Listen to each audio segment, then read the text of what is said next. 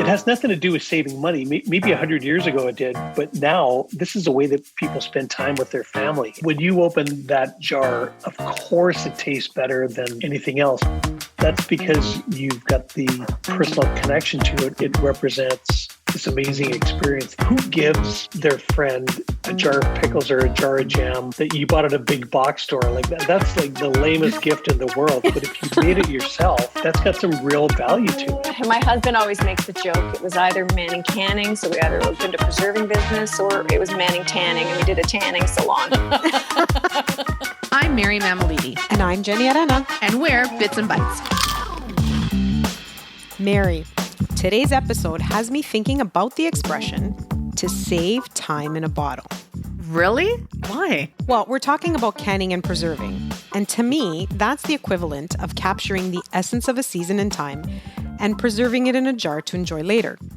Okay, that makes sense. I mean, after all, it is conserving fruits and vegetables at their peak. So I have to ask, do you do any canning or preserving, Mary? Okay, I do. But there was a point in time where I had stopped. And my dad actually got us back into it years ago before he passed, where he wanted to start jarring roasted red peppers again because he loved them. So we started, and we started picking up the traditions again because it reminded us of our dad and getting together. So we started jarring roasted red peppers. We do the tomato sauce again. We didn't do it this year, unfortunately. What else do we do? I have started on my own to do small batch canning, pickles, the hot peppers. Jenny, you know the hot peppers with the oil?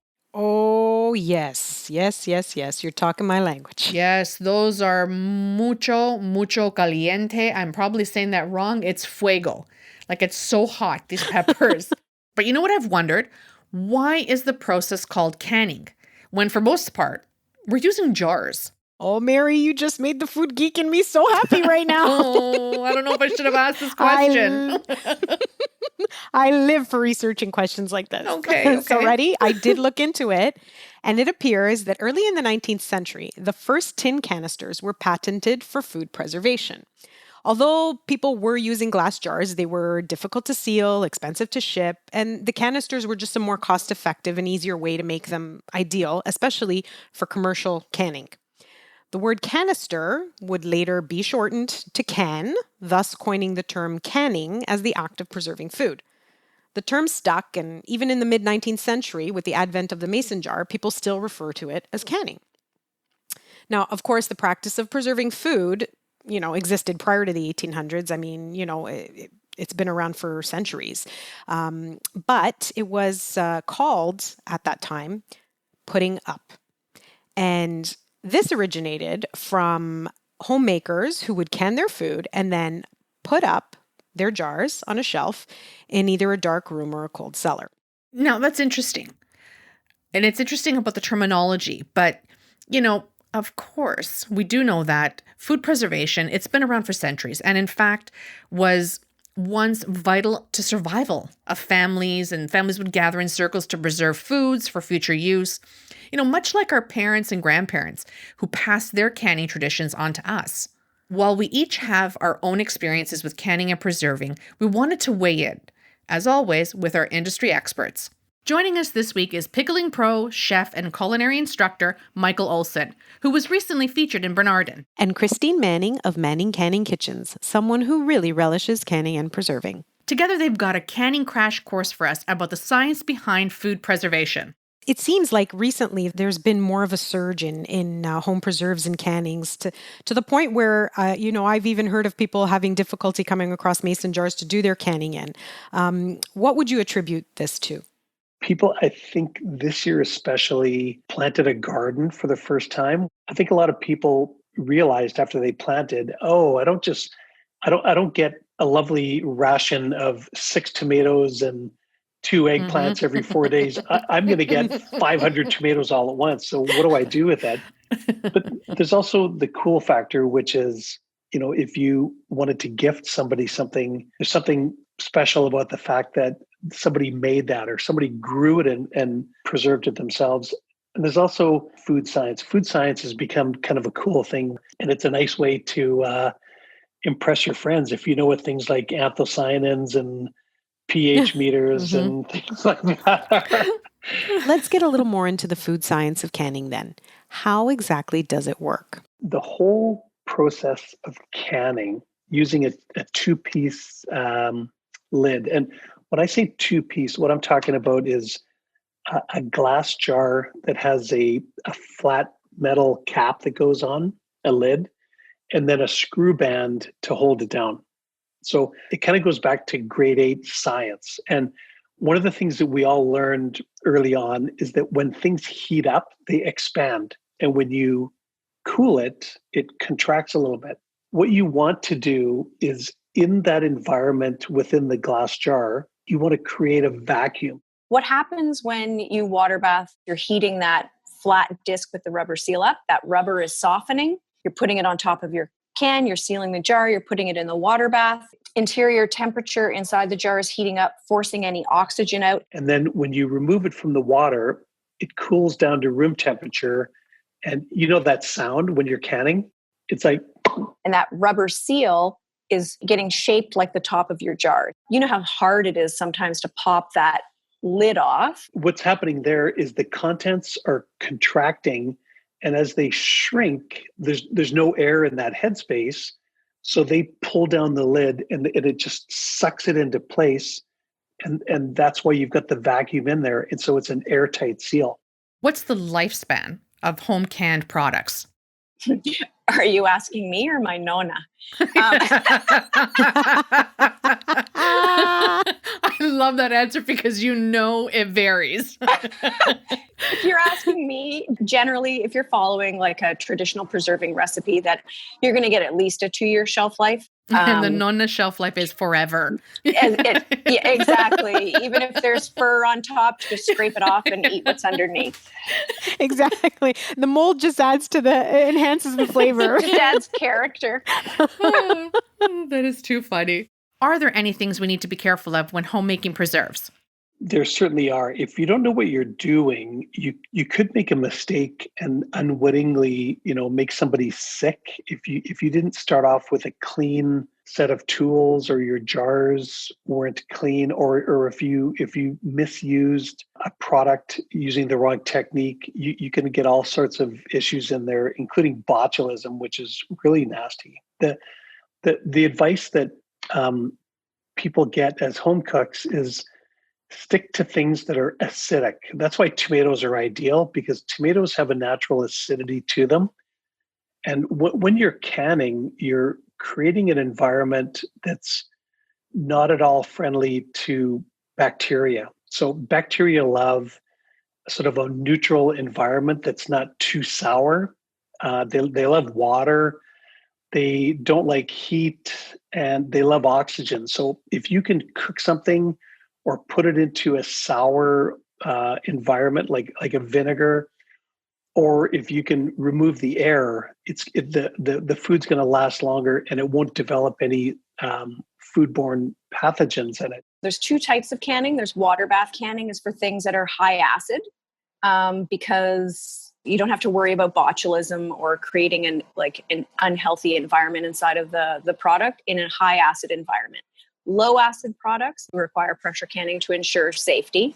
But anything, can be canned. My Nona, she was convinced that pickled chicken's feet were going to be the thing that was going to be the number 1 seller for manning canning. Oh, wow. I'm so sorry. Because a lot of people do enjoy them. But I don't know if you see them in a jar pickled, if that's going to scream yum. I don't know. Yeah, 100%. I'm not sure it's going to be on the shelves at Whole Foods. So should we have should a pH meter be something that, anyone who's doing any preserving should have with them? That question has 2 answers. One is if you're following a trusted recipe source, you don't need a pH meter, because the person who developed the recipe and tested the recipe would have done that work for you. Do a bit of research and go to a trusted source. Make sure you're following tested procedure and following good advice. If you're a more experienced canner and you're starting to experiment with creating your own recipes, 100% I believe you need a pH meter to ensure that what you've created has the right pH for the method you're using. As long as you're following proper canning methods, as long as you know what needs to be water bath versus pressure canned, you can pretty much can anything. Let's get into some of the more advanced food science aspects of canning. When talking jam, is there a standard fruit to sugar ratio? So that's a complicated question, because if you were asking me, is there a sugar to fruit ratio because I'm doing a competition, I would say 100%. Okay. Generally, it's 2 kilos of fruit to 1 kilo of sugar. But if you're preserving for yourself and you want a lower sugar jam, then you can do that. It's always best to follow recipes because pH is extremely important when you're preserving. But sugar really just impacts the set and the shelf life. So if you lower the sugar, you're going to have something that's a softer set, slightly runnier, and you're going to have a product that is not going to be shelf stable for as long. Is it necessary to add pectin when making a jam or a jelly? Like, I know that you focus on, making the most natural product possible. So is it really necessary to add in a pectin or some other like preservation agent? So pectin is not a preservation agent. Pectin exists in all fruits, just in varying forms. So it's a completely natural product, pectin.